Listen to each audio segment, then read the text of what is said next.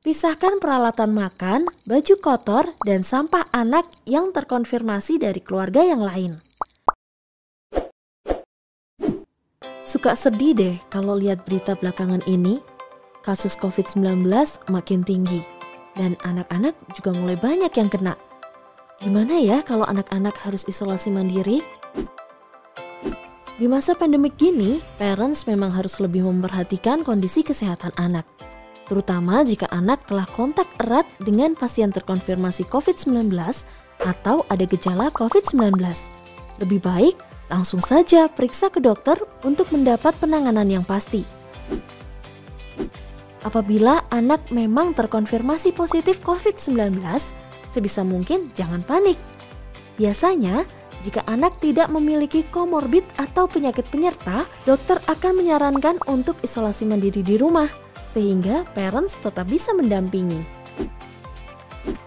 Tapi, ada beberapa hal yang parents harus lakukan jika anak isolasi mandiri di rumah. Yang pertama, parents harus lapor ke puskesmas atau fasilitas kesehatan terdekat untuk dilakukan kontak tracing. Selanjutnya, tidak jauh berbeda dengan pasien isoman lain, jika ada anggota keluarga lain yang terkonfirmasi COVID-19, bisa melakukan isoman bersama anak yang positif. Namun, jika hanya anak yang terkonfirmasi, maka anak harus berada di kamar yang terpisah dari anggota keluarga yang lain, dengan kondisi kamar, ventilasi, dan sirkulasi udara yang baik. Bagi anak yang masih terlalu kecil, menurut Ikatan Dokter Anak Indonesia, orang tua dapat tetap mengasuh anak yang positif dan disarankan agar tidur dengan jarak 2 meter di kasur terpisah. Kamar mandi juga harus terpisah. Namun, apabila tidak memungkinkan, anak bisa mandi paling akhir sehingga kamar mandi bisa dibersihkan setelahnya. Jika tinggal serumah dengan kakek neneknya, usahakan untuk tidak kontak dulu ya parents. Pisahkan peralatan makan, baju kotor, dan sampah anak yang terkonfirmasi dari keluarga yang lain. Parents juga harus siapkan termometer dan pulse oximeter. Suhu normal anak antara 36,5 hingga 37,5 derajat Celcius, sedangkan saturasi oksigen lebih dari 95%. Berikan obat seperti paracetamol jika demam, vitamin C, vitamin D, dan zinc. Selain itu, anak harus makan yang bergizi, minum yang cukup, dan ASI bagi bayi. Ajak anak berjemur saat pagi hari, tentunya ajarkan untuk menerapkan prokes ya. Untuk mengatasi kebosanan pada anak, parents bisa beri fasilitas hiburan sesuai usianya. Jika ingin menemani anak di satu ruangan, gunakan masker, dan jika memungkinkan, gunakan pelindung mata juga.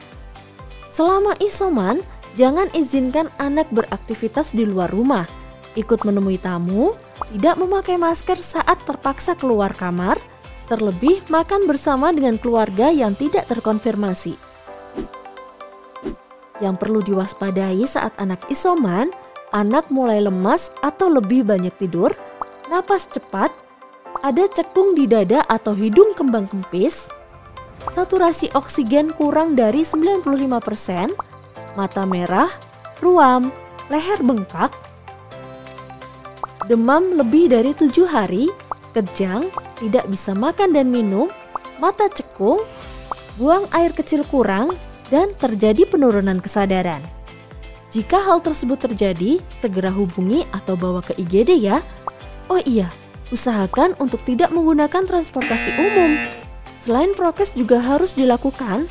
Jika menggunakan mobil, lebih baik matikan AC mobil dan buka jendela agar sirkulasi udara berjalan baik. Ikuti petunjuk tenaga kesehatan setempat untuk menyatakan selesai isoman.